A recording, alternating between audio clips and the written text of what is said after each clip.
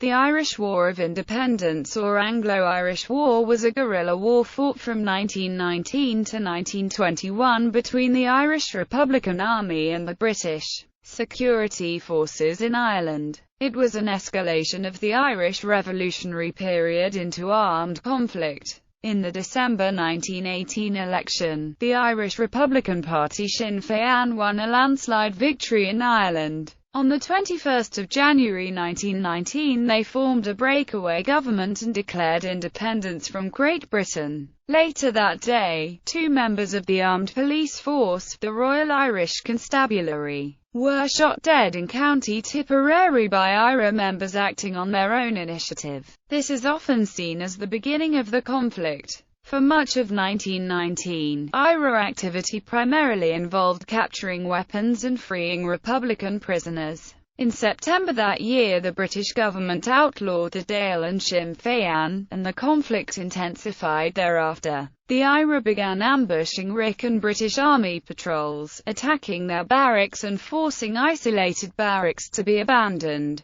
The British government bolstered the RIC with recruits from Britain, the Black and Tans and auxiliaries, who became notorious for ill discipline and reprisal attacks on civilians. The conflict as a result is often referred to as the Black and Tan War or simply the Tan War. While around 300 people had been killed in the conflict up to late 1920, there was a major escalation of violence in November that year. On Bloody Sunday, the 21st of November 1920, 14 British intelligence operatives were assassinated in Dublin in the morning, and the RIC opened fire on a crowd at a football match in the afternoon, killing 14 civilians and wounding 65. A week later, 17 auxiliaries were killed by the IRA in an ambush at Kilmichael in County Cork. The British government declared martial law in much of southern Ireland. The centre of Cork City was burnt out by British forces in December 1920. Violence continued to escalate over the next 7 months, when 1,000 people were killed and 4,500 Republicans were interned. The fighting was heavily concentrated in Munster, Dublin and Belfast. These three locations saw over 75% of the conflict's fatalities.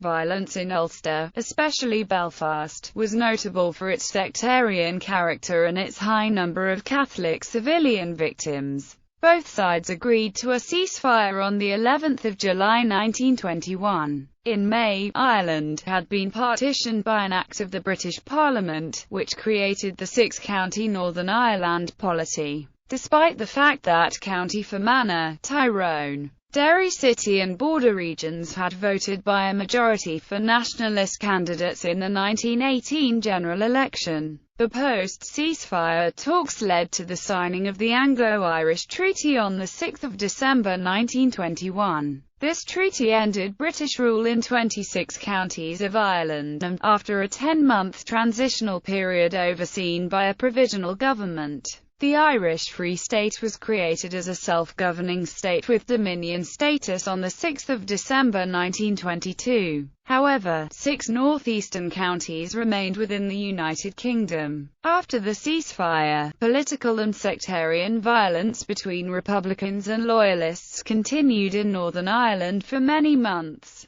In June 1922, disagreement among Republicans over the Anglo-Irish Treaty led to an 11-month civil war. The Irish Free State awarded 62,868 medals for service during the War of Independence, of which 15,224 were issued to fighting men of the Flying Columns. Origins of the conflict. Home Rule crisis. Since the 1880s, Irish nationalists in the Irish Parliamentary Party had been demanding Home Rule, or self-government, from Britain. Fringe organisations, such as Arthur Griffith's Sinn Féin, instead argued for some form of Irish independence, but they were in a small minority. The demand for Home Rule was eventually granted by the British government in 1912, immediately prompting a prolonged crisis within the United Kingdom as Ulster Unionists formed an armed organisation, the Ulster Volunteers, to resist this measure of devolution, at least in territory they could control. In turn, Nationalists formed their own paramilitary organisation, the Irish Volunteers. The British Parliament passed the Third Home Rule Act on 18 September 1914 with an amending bill for the partition of Ireland introduced by Ulster Unionist MPs. But the Act's implementation was immediately postponed by the Suspensory Act 1914 due to the outbreak of the First World War in the previous month. The majority of Nationalists followed their IPP leaders and John Redmond's call to support Britain and the Allied war effort in Irish regiments of the new British Army, the intention being to ensure the commencement of Home Rule after the war. But a significant minority of the Irish Volunteers opposed Ireland's involvement in the war. The volunteer movement split, a majority leaving to form the National Volunteers under Redmond. The remaining Irish Volunteers, under Owen MacNeill, held that they would maintain their organisation until Home Rule had been granted. Within this volunteer movement, another faction, led by the separatist Irish Republican Brotherhood,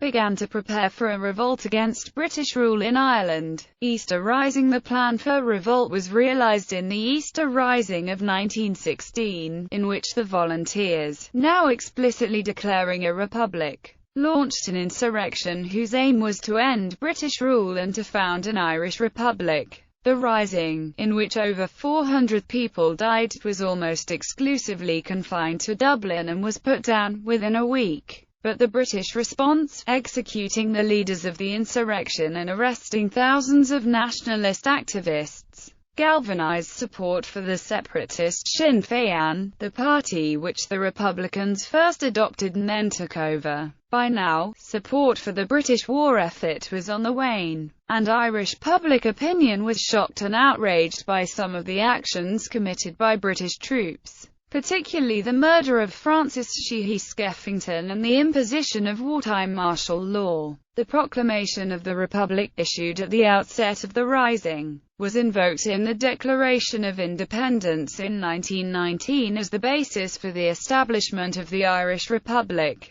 First Dáil in April 1918, the British cabinet, in the face of the crisis caused by the German Spring Offensive, attempted with a dual policy to simultaneously link the enactment of conscription into Ireland with the implementation of Home Rule, as outlined in the report of the Irish Convention of 8 April 1918. This further alienated Irish nationalists and produced mass demonstrations during the conscription crisis of 1918. In the 1918 general election, Irish voters showed their disapproval of British policy by giving Sinn Féin 70% of Irish seats, 25 of these uncontested. Sinn Féin won 91% of the seats outside of Ulster on 46.9% of votes cast, but was in a minority in Ulster, where Unionists were in a majority. Sinn Féin pledged not to sit in the UK Parliament at Westminster, but rather to set up an Irish Parliament. This Parliament, known as the First Dáil, and its ministry, called the Éireacht, consisting only of Sinn Féin members,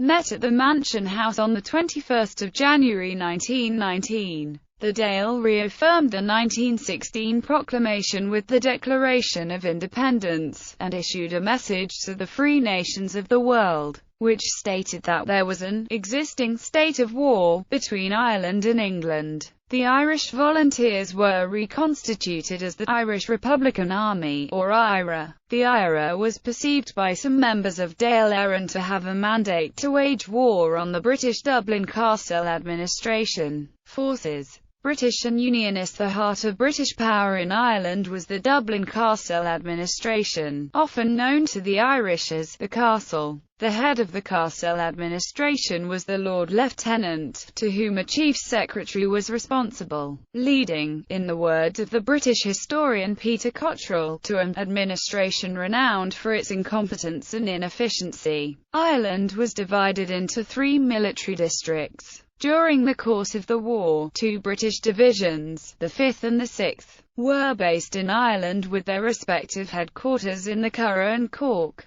By July 1921 there were 50,000 British troops based in Ireland. By contrast, there were 14,000 soldiers in metropolitan Britain. The 2 main police forces in Ireland were the Royal Irish Constabulary and the Dublin Metropolitan Police. Of the 17,000 policemen in Ireland, 513 were killed by the IRA between 1919 to 21, while 682 were wounded. Of the RIC's senior officers, 60% were Irish Protestants and rest Catholic, while 70% of the rank and file of the RIC were Irish Catholic with the rest Protestant. The RIC was trained for police work, not war, and was woefully ill-prepared to take on counter-insurgency duties. Until March 1920, London regarded the unrest in Ireland as primarily an issue for the police and did not regard it as a war. The purpose of the army was to back up the police.